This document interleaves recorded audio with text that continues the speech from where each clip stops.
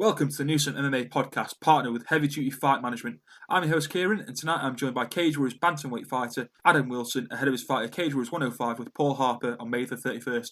Adam, how are you doing, man? I'm fine, thank you. And yourself?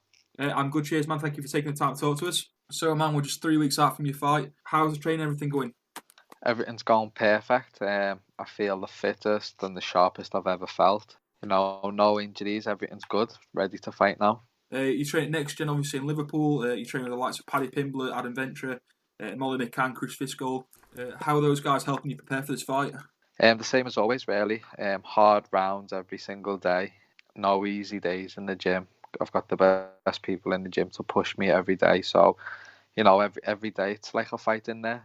They help me prepare best I can, really. Yeah. And I always do come prepared. And is it just like sort of practical support they give, or is it more like moral support as well? Yeah, both really. I mean, any sport's good, model or whatever. But yeah, they support me loads, yeah. And what's it like having those guys there to help you train and sort of help you, give you that moral support? We saw Molly, Fishy, and Paddy all down at Cage Warriors 101 supporting you. What's it like having their support? Oh yeah, it's great. You're in good hands when they're shouting stuff to you through the cage, and the stuff they're telling you before the fight as well. So it makes a massive difference with all their experience. You're in safe hands. Obviously, Cage Warriors 101, you had that standout performance where you went 3 rounds. I watched that earlier interview. I think you said you got hit twice. Obviously, that's sort of been your standout performance. I've noticed you've got a lot more media attention from the likes of John Sloan and the UK Fight Site. What's it like having to deal with those sort of media requests now, and more people want to come and interview you, and how you sort of building that into your training camp and sort of allowing time for it?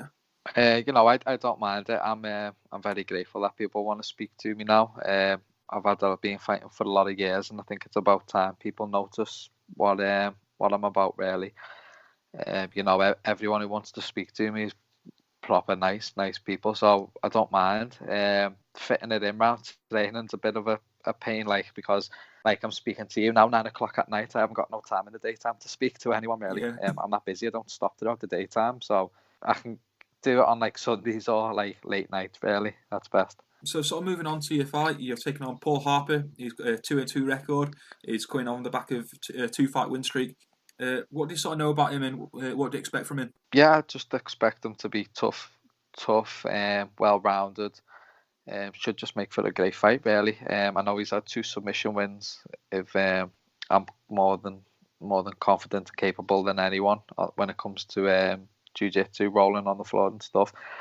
Should just be a great fight. I expect him to be quite aggressive, strong, fit, just the usual Cage Warriors caliber of fighter, really. You're not going to get no easy fight at Cage Warriors, so I'm prepared for whoever. And has that toughness sort of made you prepare for this fight a little bit more differently to the previous fight? No, same as always, really. Every fight I go into, I make sure I'm 100% fit, healthy, strong, don't cut no corners. So I'm approaching this fight as I have every other single one, even my amateur fights. It's not different, really. That's good to hear, man. Now, in our last interview, you mentioned your striking. You've always had good striking. You put on a showcase there. You busted your opponent. But you said we can expect more from you. And I noticed in John Sloan's interview that you did a couple of days ago, you had a bit of a knock on your shin when you fought as well. So do you think in this fight we're going to see a bit more explosivity in your striking, or is that sort of the game plan to go in there and sort of decimate the fight with your striking? Yeah, it's I think the fight goes wherever I decide to. There's a lot more you can see, and the more I stand up in my fights, the more confidence I'll get. Like I said to John the other day, Harry didn't really come forward. He didn't make me push it. I was literally, you can ask anyone in my gym, I was only in second gear in that fight. I was just coasting. I was just following him around. Yeah, I was just a bit laid back in that fight, but hopefully Paul tries to hit me a lot more, and hopefully he does hit me more, so it'll make me be more aggressive. And when I'm aggressive, it's definitely a different level of striking than what you have seen already. Now, Cage Warriors obviously has this very high caliber of fighters. We know Chris Fishgold, former Cage Warriors lightweight champion, is now in the UFC featherweight division. Molly McCann, one of your other teammates, she's now the UFC in the flyweight division. We've also seen the likes of Conor McGregor come through Cage Warriors, Dan Hardy, Michael Bisping. So what are your long-term ambitions in Cage Warriors? Is it to become Cage Warriors champion and go to the UFC, or is it just to have exciting fight after exciting fight? No, definitely. It's I'm looking to become the Cage Warriors champion and then go on to the UFC. I didn't get into the sport to just have exciting fights. I want to win world titles, and I want to impress people. And if a normal person like me can do it, then anyone can. So I definitely want to follow it and then went on to the UFC because I'm more than capable of. Now, I know in a previous interview you said you don't really watch a lot of MMA in your spare time. You like to sort of just relax and chill out in your spare time. But did you watch Jack Shaw's last fighting? What did you make of it? I didn't see it, to be honest, but I've heard people speaking in the gym about it. I think by the time I come to fight for the belt, I think Jack would have moved on. But if he hasn't, I think I'd give any of the top bantamweights a fight. There's definitely a few names who I'll look to fight after this one, especially if it got announced that's coming back to Liverpool in September. So there's plenty of bantamweights who I can fight. It doesn't necessarily have to be for the title, but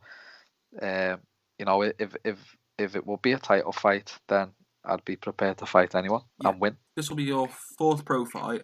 So how many fights are you away from that sort of title challenge, do you think? I couldn't tell you. That'll be up to Cage Warriors, to be honest. Hopefully the way I'm fighting, if I keep it up and I keep fighting regularly, it won't be too many more. I think definitely 100% skill-wise, I'm good enough to hang with the top people in Cage Warriors and probably beat a few of them. And that's probably even in the weight class above me as well, I think. But, I'll just keep fighting and keep winning and then see where it takes me. Final big question for you is, without giving too much away, what can we expect in this fight against Paul Harper, and how do you see it? How do you see it going? I see me coming out with the win, either a vicious knockout or ground and pound, or it'll definitely. I'm definitely 100% looking to finish this fight, and it will not go to the distance. And if it does go to the distance, we're both going to be in a bad way at the end of the fight. Finally, before you go, have you got any shout outs to make? Just every one of my sponsors, everyone in the gym, my coaches. Paul Rimmer, Cy Audley, me PTs, me sponsors, everyone in the gym. You already know who they all are. Don't have to say anyone. All right, cheers, man. Thank you for your time.